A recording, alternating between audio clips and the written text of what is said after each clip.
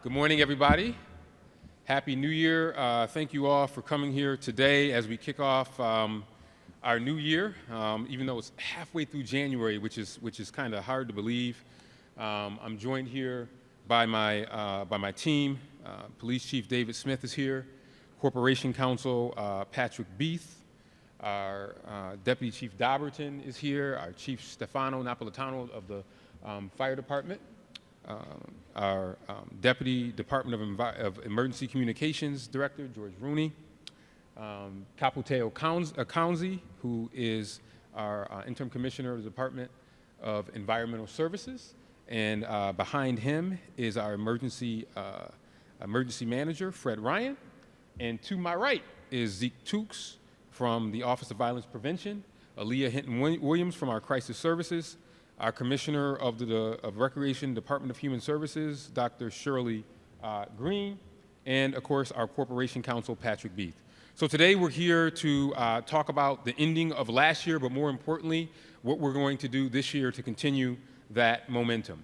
As many of you know, there are cities across this country last year that did not see a decrease in violence, and we're happy to report that in Rochester that we did. We know that I can tell you, I remember standing here almost 3 years ago talking about the challenges that we had with the pandemic, and I said that we kind of had two pandemics. We had a pandemic of violence, and also we know the COVID-19 pandemic that claimed a lot of lives. We also said we didn't want violence to be normalized, and we were going to make sure that we did this all-hands approach, but we were going to start at City Hall with our preventative measures as well as our intervention measures. And that is what you see here with the individuals that are here. But we also said that we were going to work with every level of government, federal, state, county, and city, to help us bring down violence. And I want to say I believe that we have been successful with that.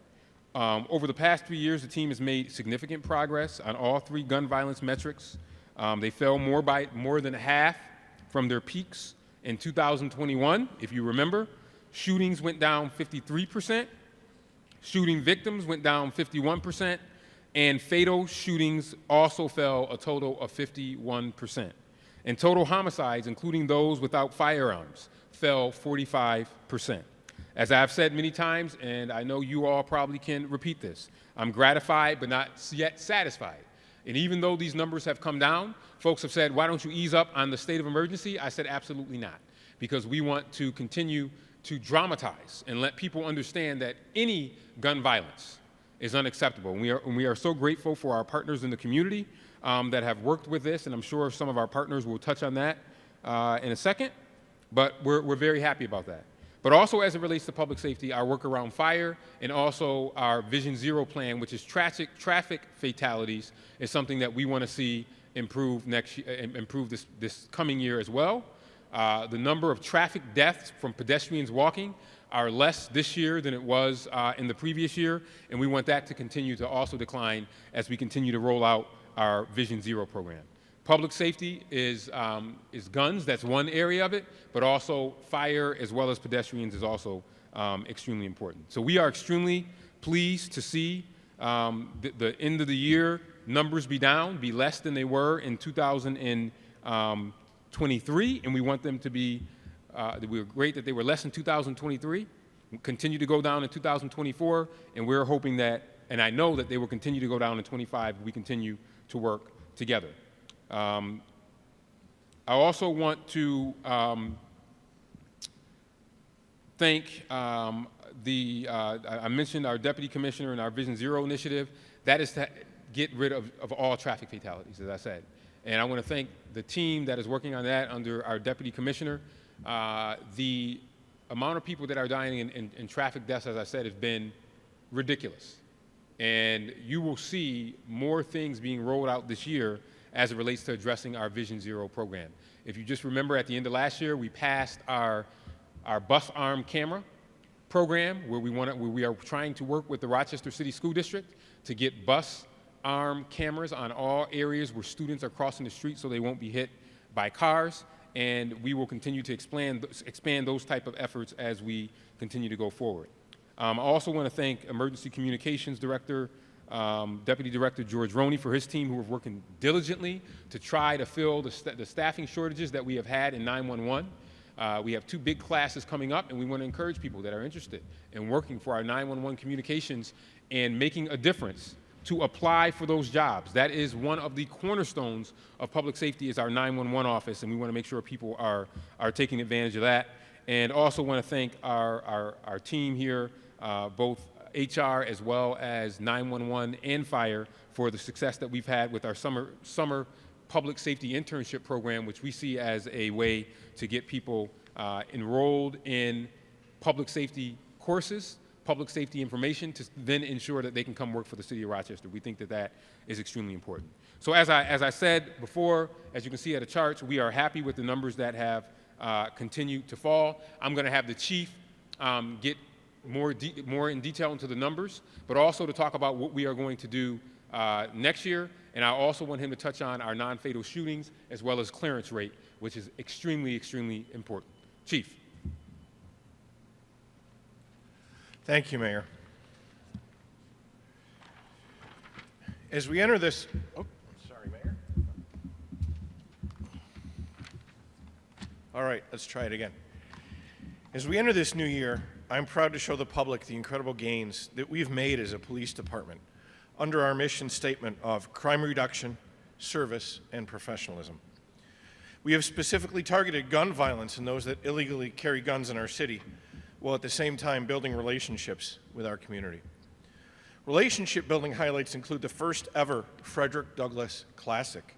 The Rochester Police Department took the lead in bringing 2 incredible HBCU football teams to Rochester, along with their bands and the cheerleaders.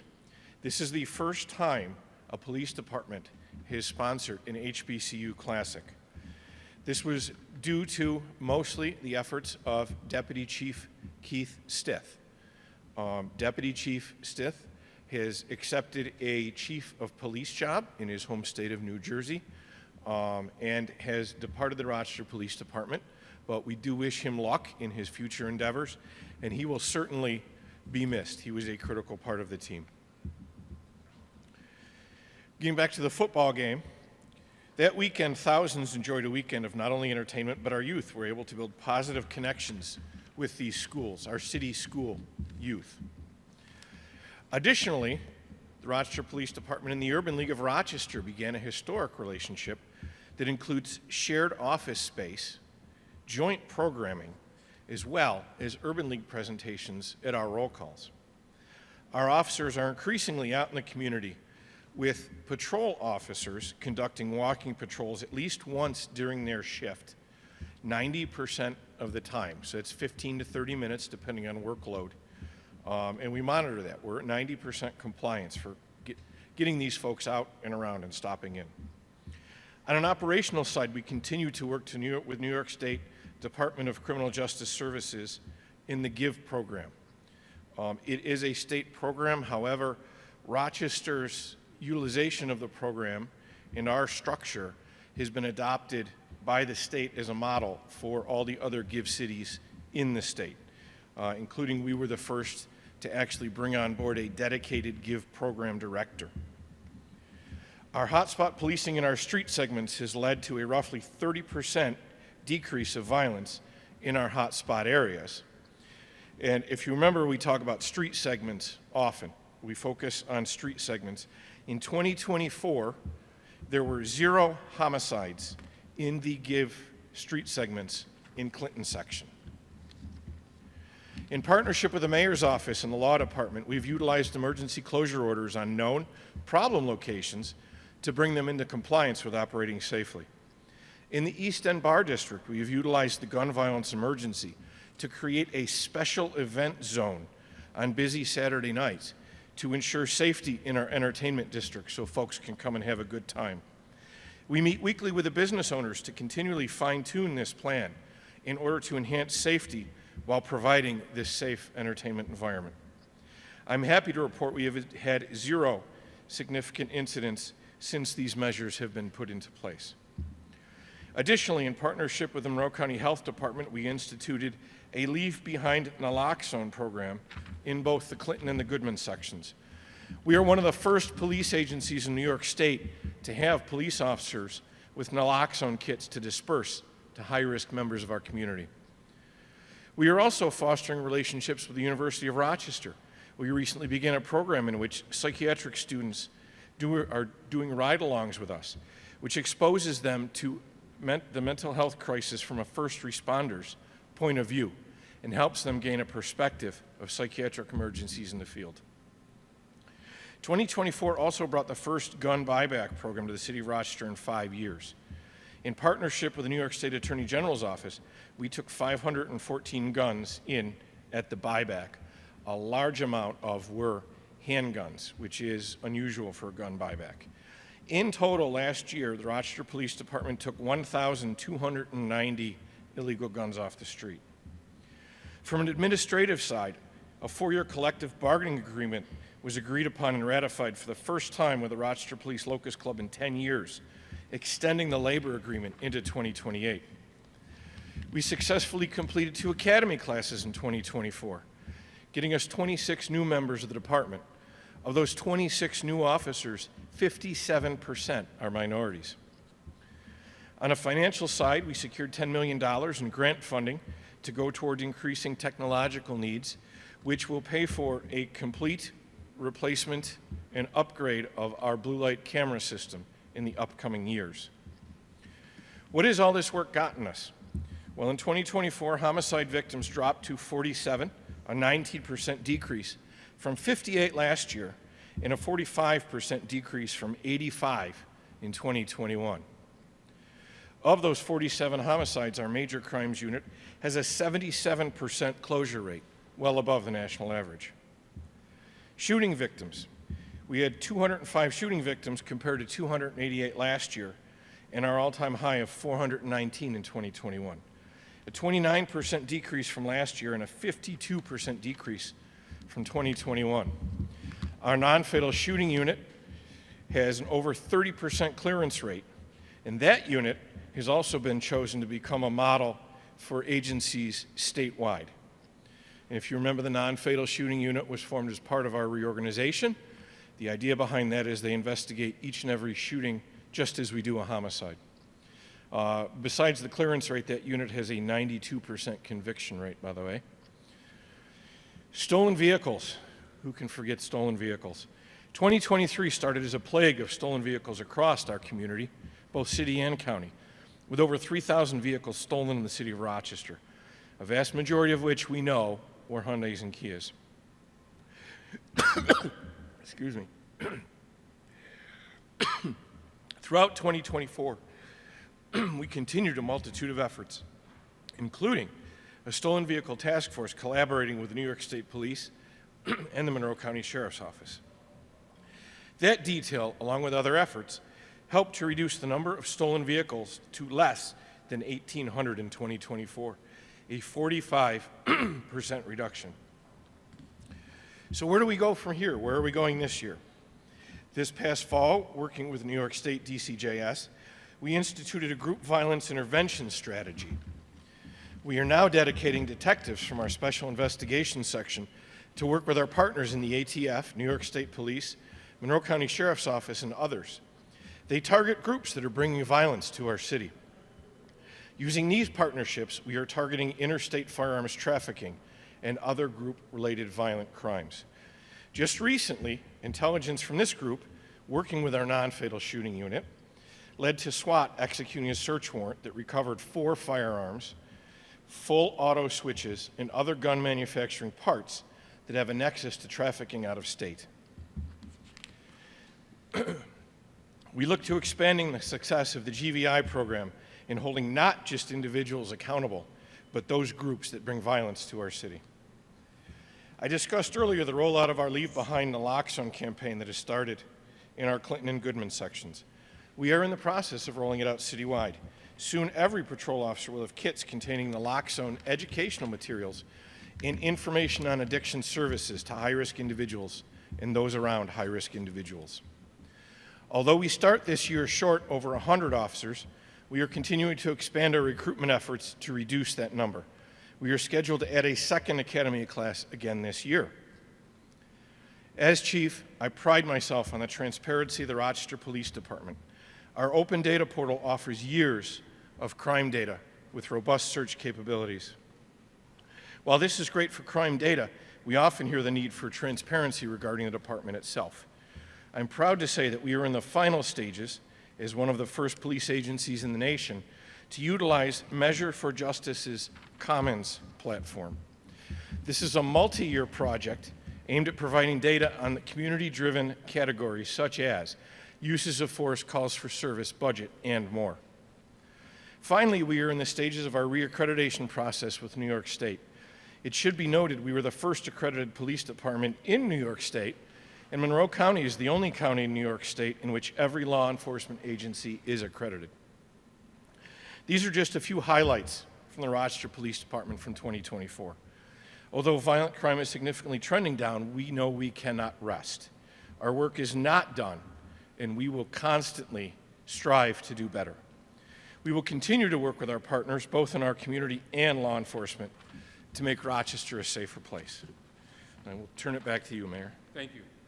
And thank you. And we'll miss Deputy Chief Stith, although we're always happy when people get promotions and him being the chief.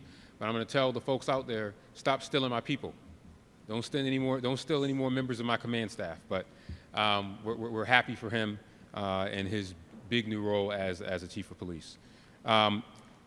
I want to just again reiterate something the chief said about zeroing in on guns. This past year, as he mentioned, one of the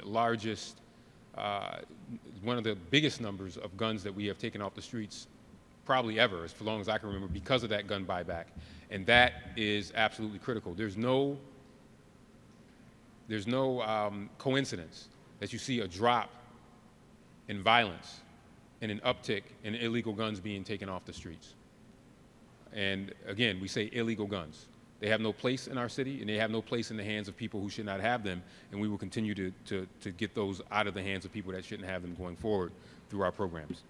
I want to bring up Patrick Beath, our Corporation Counsel, to talk about some of the legal tools that we have used and will continue to use this year as it relates to public safety. Patrick? Thank you, Mayor. Good morning. I want to talk a little bit about the work the law department has done in partnership with the RPD and our neighborhood service centers in holding owners accountable where violence breaks out at their properties. And the major tool that we've used to do this, to be both nimble and effective, is the mayor's gun violence emergency order. We've used that through the course of 2024 at 15 different locations. 10 of those locations, we've used the emergency gun violence order to close the location for all social purposes, where illegal parties were being held, where alcohol was being served without a license, where there was no entertainment license. Things get out of control, fights break out, shots are fired. 10 of those locations, we used the emergency order to close for all social purposes. 4 locations, we used the emergency order to close for all purposes. There was no reason for the location to be opened. We closed it, we boarded it, the misconduct stopped.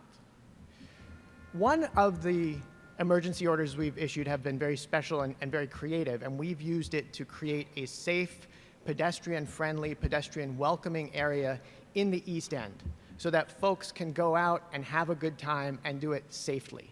And that is something we intend to continue to do to promote the East End for our neighborhood. There are 7 other locations that the law department has had interventions with to stop violence where fortunately we haven't had to use an emergency order.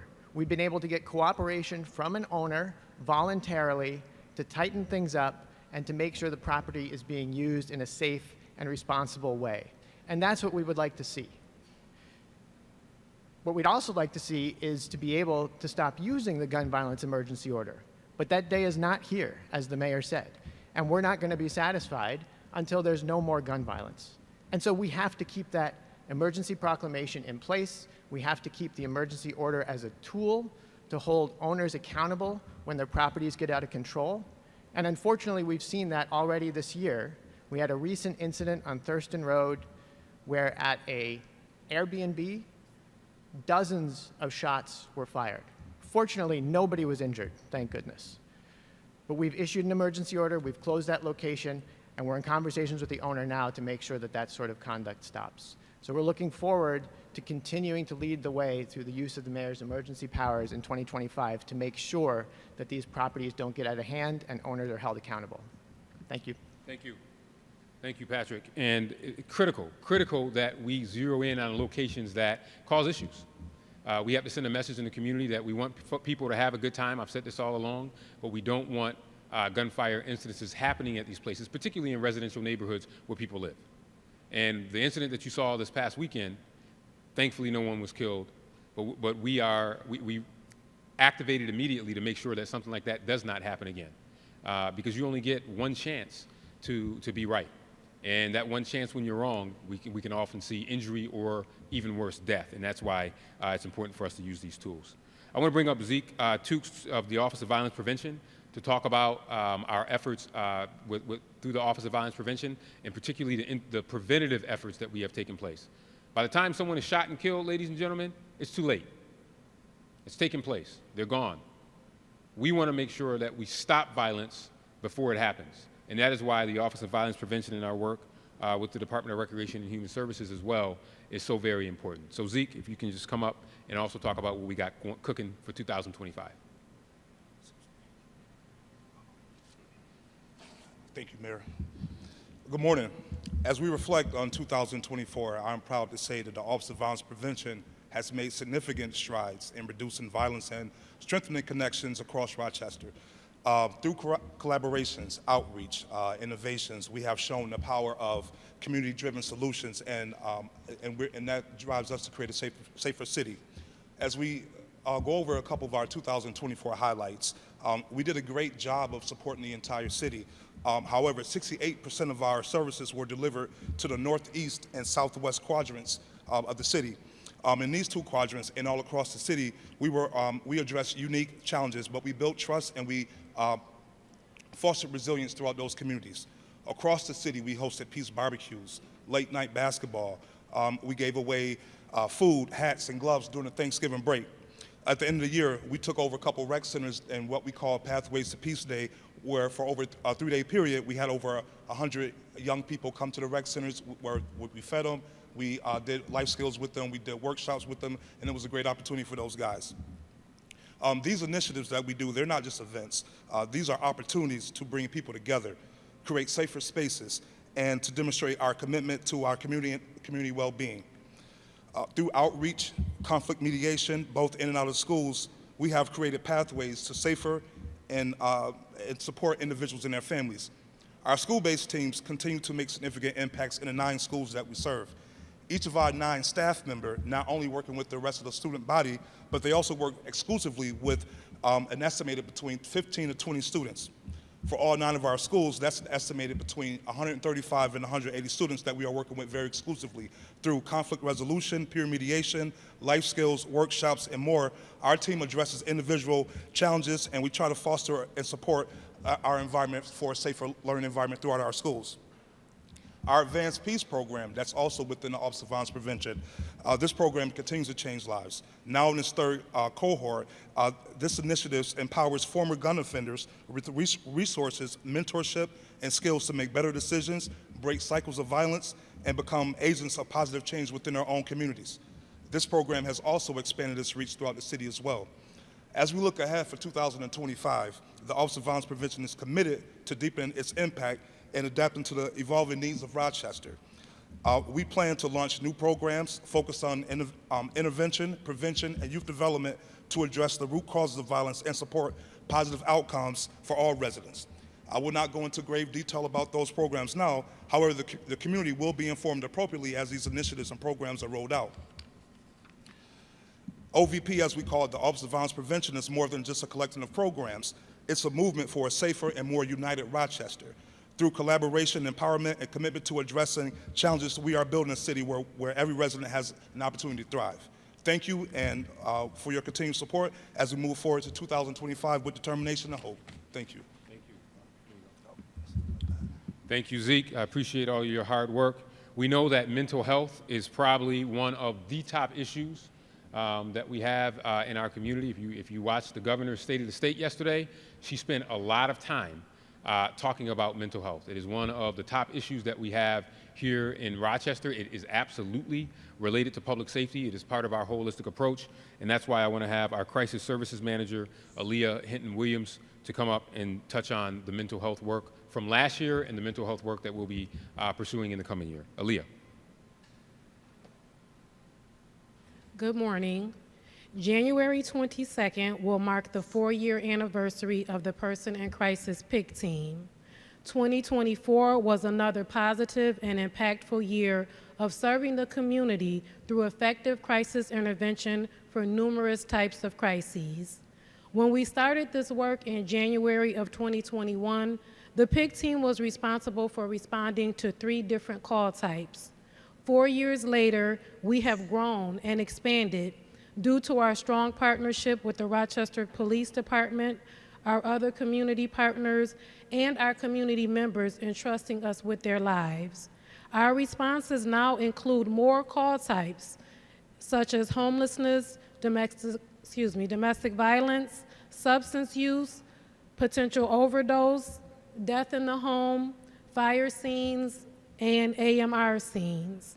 In 2024, the Person in Crisis team responded to over 10,000 total calls. There were over 1,200 PIC alone calls, 4,403 co-response calls, and 1,720 mental health calls. 6,352 additional calls, including community members with suicidal thoughts and connecting community members to services.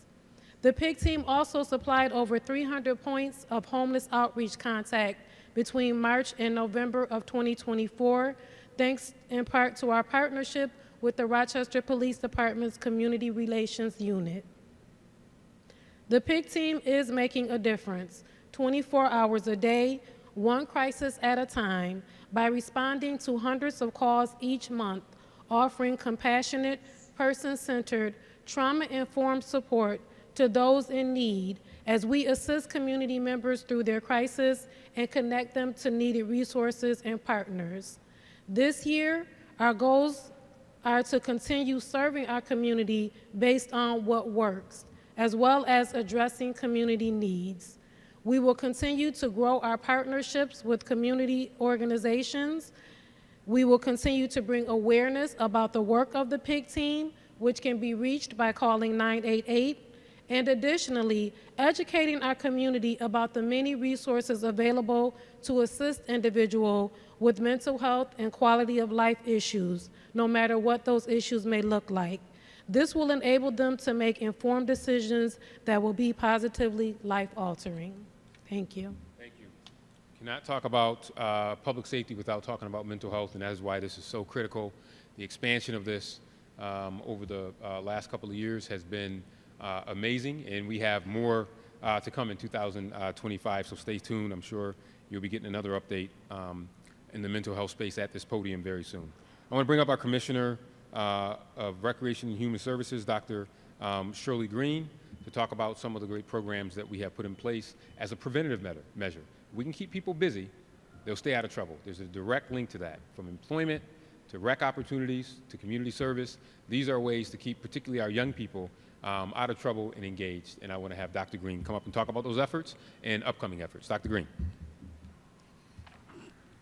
Thank you, Mayor.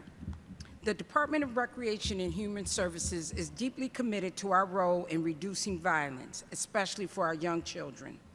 Every child has a right to live their life without fear that they or someone they love will become a victim of violence. And every child has a right to live their lives free from the trauma that violence can inflict on them and their family and their friends. More than 11,000 children registered to participate in activities last year, and in 2025, we're going to get that number up to at least 12,000, and that's a conservative estimate. We also served over 80,000 meals and snacks this year, and in 2025, we're moving that number up as well. I'd also like to remind parents that coming up is February recess, and our recreation centers will be open during the day, just as we did during winter recess, as well as providing breakfast and lunch. One program we're especially proud of is our partnership with the Center for Youth to provide mental health counseling for 4 city recreation centers.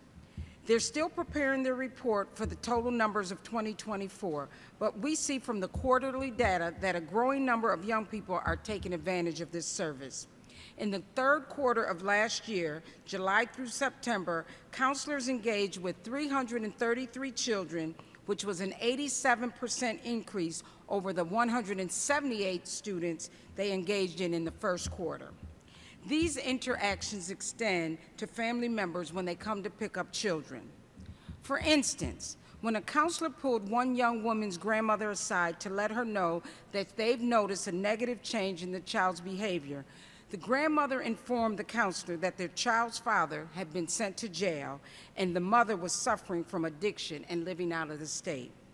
The grandmother said she was now raising the child alone and having difficulty.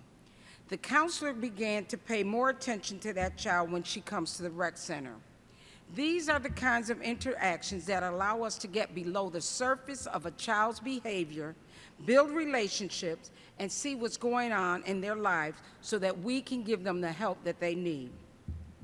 Of course, as the mayor often says, the best public safety program for young people is a job, and our staff is getting ready for the open application period for Summer of Opportunity, which opens on February 1st.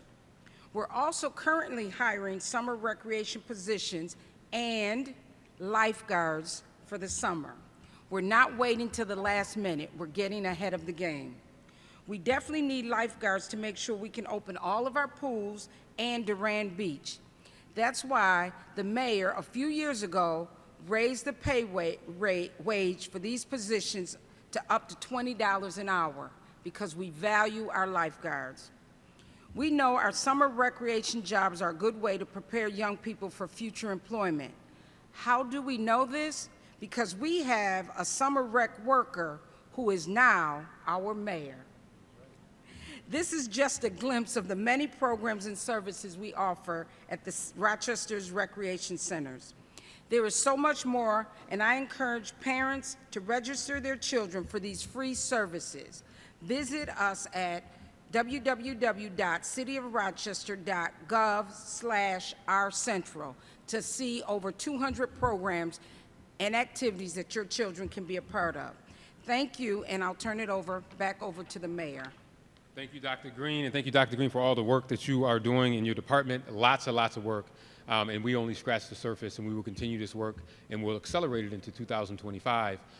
This pilot that we started that is now really going on in 4 of our rec centers with providing mental health support is so critical. This was something we wanted to try out, and we saw how successful it is, and it's something that we're going to continue to do. It is unique to Rochester, and we believe that it also could be a model for the rest of the country and the rest of the state. I think folks should try this. We know how important mental health is, and you can do it in a way that is supportive in the our centers, because we know that's where kids are, and you have to go to where they are, and that's why that program has been so successful. And of course, our jobs program, jobs. We will continue to do that, and we will be opening up coming in February, so more to come on that as well. I want to bring up Chief Stefano Napolitano. I want to thank the Rochester Fire Department. They have been busy. You all have been reporting on these 3, 4, 5 alarm fires, multiple fires. They have been extremely busy putting out those fires, but they do so much more. And the chief will touch upon that, and also talk about the work going forward. Chief. Thank you, Your Honor. Good morning, everyone. Similar to Chief Smith, I am exceptionally proud of the women and men of the City of Rochester Fire Department and the amazing work that they do day in, day out. As the mayor alluded to, most people think the fire department is there simply to extinguish a fire. That is not the case.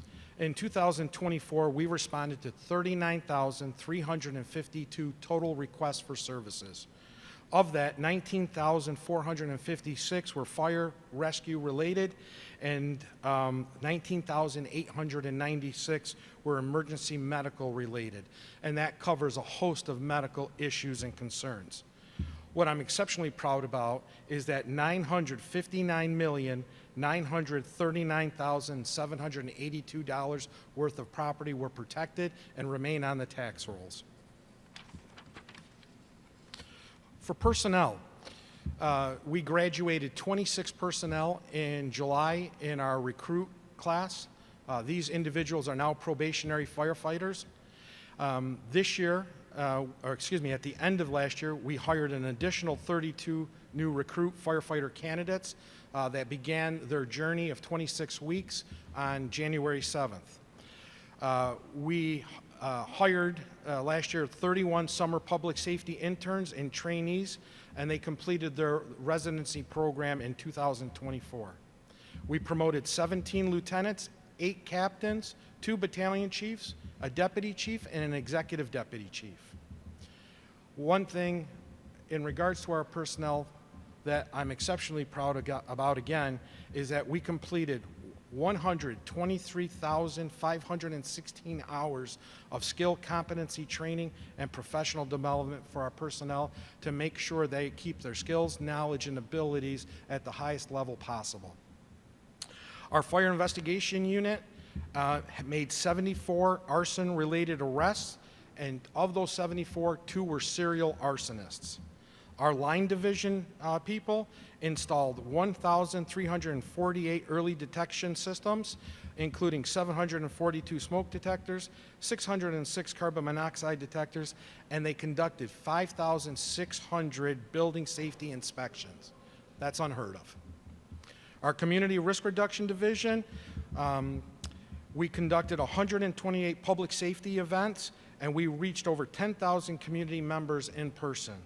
Our social media platform, we have 5,700 new social media followers, and we have 1.9 million individuals were reached by public safety content online. So we're not just doing face-to-face, but we're also utilizing social media platforms and other online platforms in order to reach and educate the public about fire safety. As you may recall, earlier in the year, the mayor facilitated renovations on the Broad and Allen and Goodman Street firehouses to improve operational and living conditions for our firefighters so they can continue to do their absolute best work, and those are progressing as planned at this time. As we look ahead to 2025, the City of Rochester Fire Department is committed to enhancing safety and the well-being of our community through continuous improvement and innovation. Our continued plan for 2025 focuses on several key priorities. Our first is strengthening community engagement. We all know that the engagement is absolutely necessary. We will continue our outreach efforts to build stronger connections with residents, schools, and community organizations through expanding our fire prevention education programs and increasing awareness of fire safety practices. Diversity and inclusion. We remain dedicated to building a diverse and inclusive workforce that reflects the fabric of the community. Our recruitment strategies will continue to ensure that our fire department is equipped with individuals from various backgrounds who bring unique perspectives and experiences. Workforce development and support. We will invest in ongoing training and professional development to ensure that our firefighters are equipped with the latest skills, techniques, and technologies. Additionally, we will focus on strengthening our support systems for our firefighters to promote their health, well-being, and career satisfaction. Enhancing response capabilities. Our commitment to excellence in emergency response will continue, with a focus on modernizing equipment, optimizing response times, and improving coordination across departments. We will continue to evaluate and enhance our operational strategies to ensure we're always prepared to meet the ever-evolving needs of the city. Lastly, environmental sustainability. As we move forward, we are committed to exploring sustainable practices while reducing our environmental footprint. The City of Rochester Fire Department is dedicated to providing the highest level of service, innovation, and care in 2025 and beyond. Together, we will continue to build a safer, more resilient community for all. And lastly, I would like to thank our partners, all the senior management team departments that we work with on a daily basis, our partnerships, DES, DRIS, the Office of Management and Budget, everyone, and I'm excluding some because I'm kind of forgetting right now, but all the different departments. I'd also like to acknowledge our relationship with Firefighters Local 1071, and lastly, the support and the partnership with Mayor Evans and Deputy Mayor Burns. Thank you. Thank you, Chief. And we continue to pray also for our fellow citizens in California, particularly Los Angeles, as they continue to deal with just unspeakable tragedy coming out of the wildfires that continue to burn. We also offer our prayers to them. And Chief, we thank the men and women for all the work that they have done, particularly these last 3 weeks where they have been extremely busy putting out all types of fires. With that, I will take any questions, a few questions that you might have before we wrap up. I know we gave you a lot of information, but I had committed at the beginning of my term that we would do these every quarter, and we're in the first quarter, so we had to do it, right? So any questions that folks may have?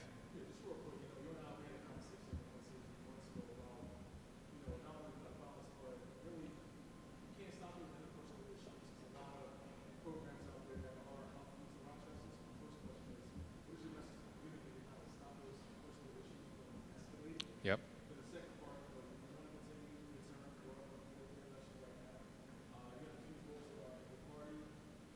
No political questions. I can't answer political questions in City Hall, but I'll, yeah. But the first question was related to interpersonal disputes that oftentimes escalate to violence. Interpersonal disputes are the cause of almost every violent incident that we see in Rochester. When you do the autopsy afterwards in terms of looking what led up to it, it is oftentimes disrespect. There have been times when I've asked the chief, I say, Chief, why did they shoot this person? And they'll say disrespect. The idea here is that we want to try to get ahead of, continue to try to get ahead of those disputes before they happen, and this is why the work of Pathways to Peace is so very important, and why the work of the police department's gun-involved violence elimination is important, because we can see if there's a fight that's broken up or an argument that happens, we then can call in our Office of Violence Prevention, the chief can call in the Office of Violence Prevention, and then they can disrupt that.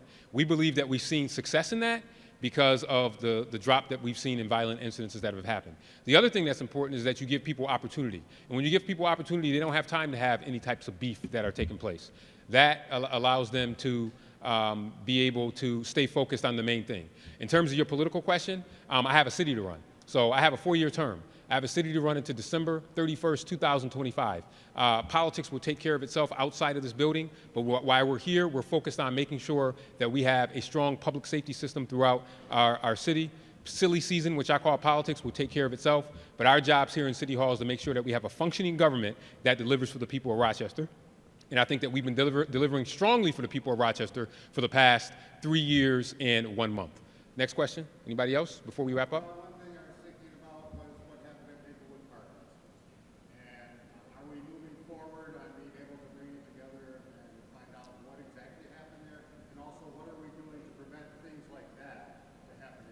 Yep, I think the investigation continues on Maplewood Park, and I'll let the chief make any comments that he want to make. Obviously, we're not going to jeopardize any investigation, but that is an incident I think about every day, and I probably talk to the chief about it probably every day.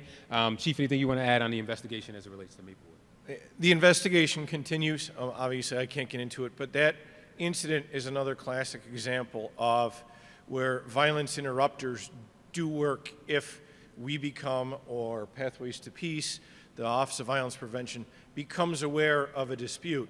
Because, you know, that's a classic example, an interpersonal dispute between two individuals that happened in a very public setting led to what we saw in Maplewood. And just let me add again, you all have pictures of individuals that are out, and maybe we'll put those pictures back out again. So again, there's information that we continue to gather. Don't stop. That particular incident in Maplewood, the community was amazing in terms of helping us investigate this. They provided many of the pictures that we got were provided by the community. So that shows the stick-to-itiveness, the commitment of our community members to saying enough is enough as it relates to violence. And we hope that that partnership also continues. Yes.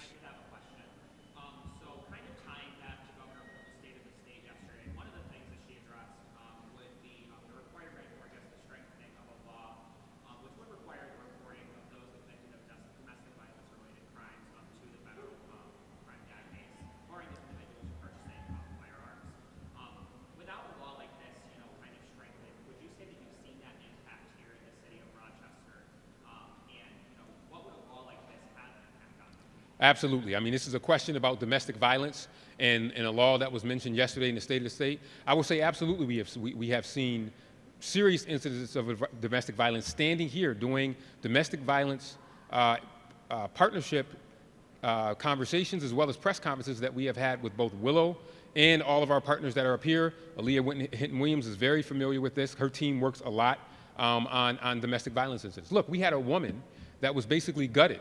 Some of you have interviewed her. We have had individuals that have been shot and killed after warning that they may become victims of domestic violence. But not only does that law need to be strengthened, but we also need the court system to make sure that they are dealing with individuals that are perpetuating domestic violence, and when they are picked up, that the court system is doing its job to make sure that they don't come out and reoffend. One egregious case, which I want folks to remember, is one that involved a mother and her daughter. Not only did this individual, and he was recently sentenced, I believe, or getting ready to be sentenced, not only did he stab the mother in front of his daughter, he then went and attacked the daughter and stabbed her as well. And she was covered in blood from a neighbor. So we have plenty of these stories where domestic violence has escalated to some serious violence. It's something that we cannot tolerate. And the one proposal on the table will help strengthen that, but we all have to work together to make sure that we put an end to it. Thank you for your question. I can take one last question before we wrap up.